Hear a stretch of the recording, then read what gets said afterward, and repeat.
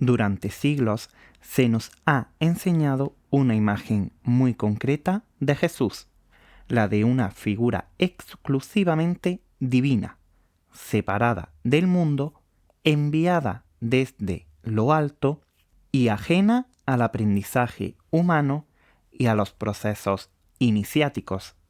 Pero cuando uno se acerca a las fuentes antiguas, a los textos gnósticos, al arte cristiano primitivo y a la tradición esotérica que Blavatsky recupera, esa imagen empieza a romperse.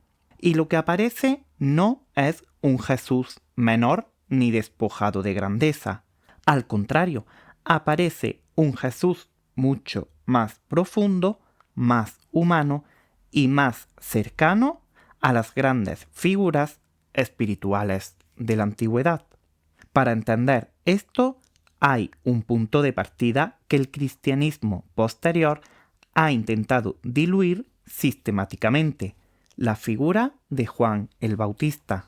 Juan no es un simple personaje de transición ni un telonero que anuncia y desaparece.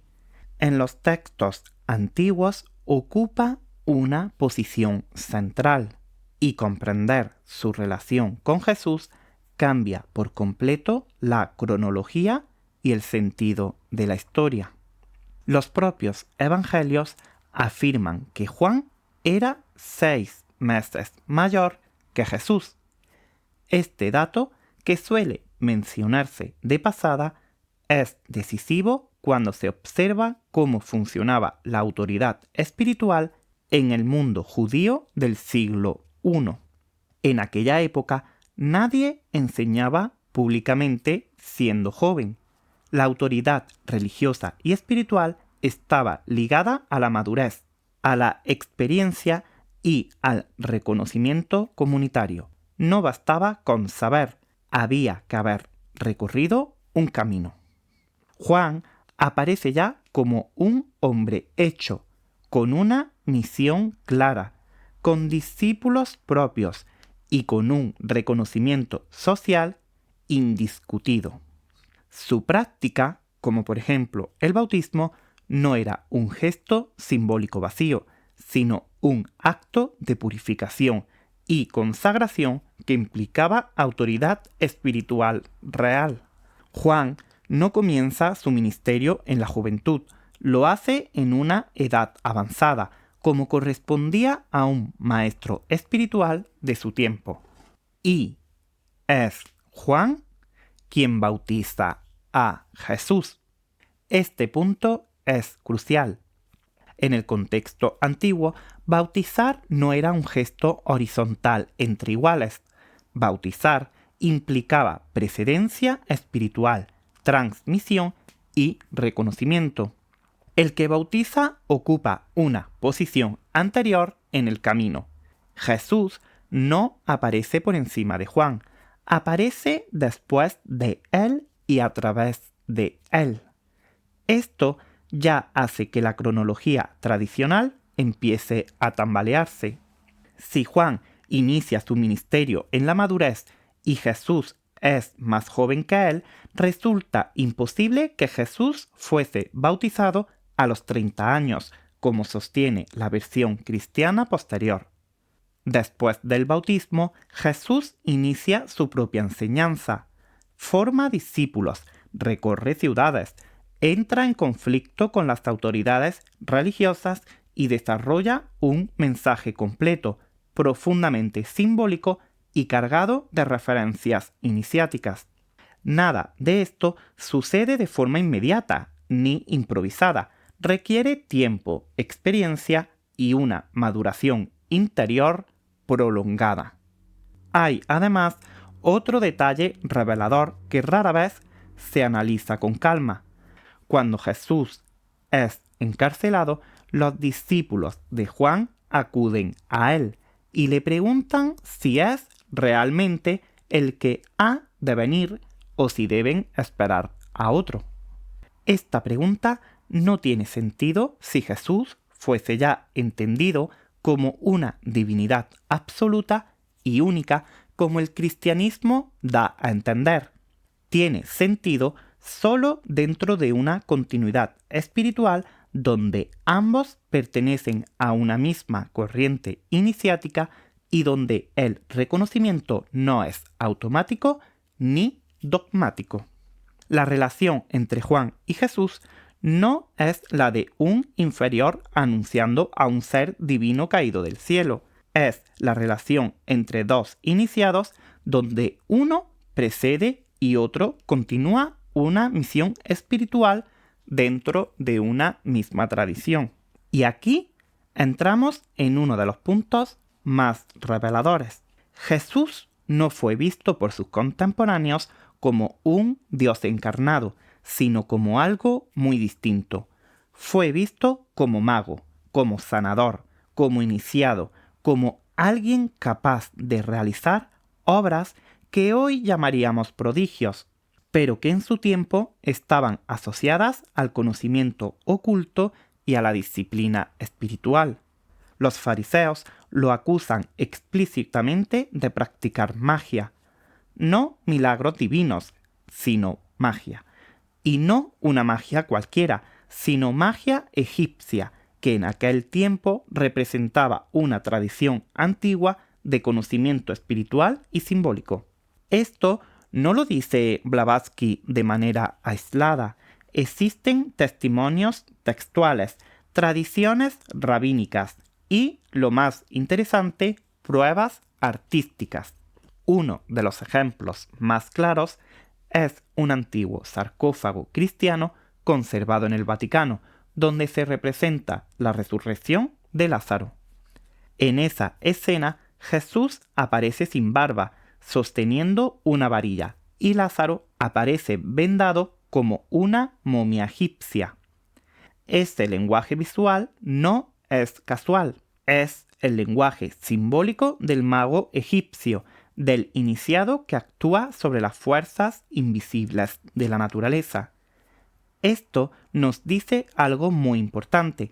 Cuando estas imágenes fueron creadas, Jesús aún no había sido reducido a la figura dogmática posterior. Era interpretado según los códigos espirituales de cada cultura, no como una divinidad única y cerrada, sino como un adepto, un sabio y un gnóstico. No había retratos oficiales de Jesús. Cada artista lo representaba según su comprensión espiritual, no según su aspecto físico real.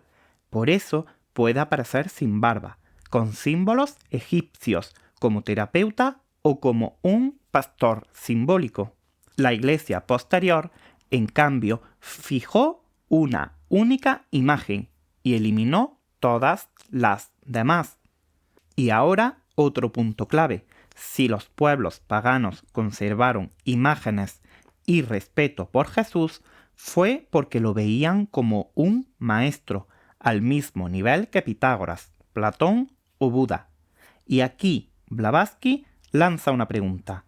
Si Jesús hubiera sido simplemente un carpintero pobre de Nazaret, ¿qué sentido tendría que pueblos enteros lo venerasen como reformador espiritual, como enemigo de los dogmas o como portador de una sabiduría antigua? La paradoja es brutal.